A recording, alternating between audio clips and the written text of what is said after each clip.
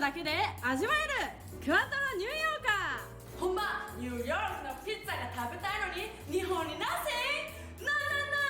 ドミノのニューヨーカー知らない直径は 40cm と超アメリカンサイズ。美味しそうに伸びるチーズがたっぷり。ニューヨークではみんな折りたたんで食べるんだよ。の？クワトロニューヨーカー、本場の手作りをチェックだ。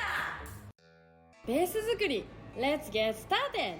わお、圧巻の直径 40cm、 ダイナミック。ビッグな生地にボリューミーなチーズがたっぷりだね。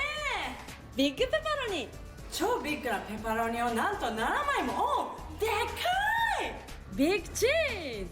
チーズをもうたっぷりチーズでたまんないね。ビッグペパロニ&ソーセージ。ペパロニのベストパートナーソーセージカモン。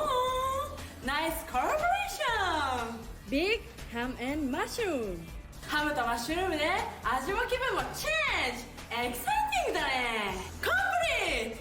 オーブンで焼いていくよ。 Here we go。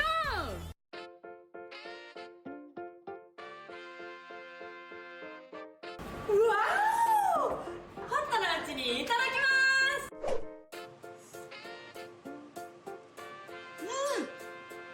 ペパロニが美味しい。チェンジザニューヨ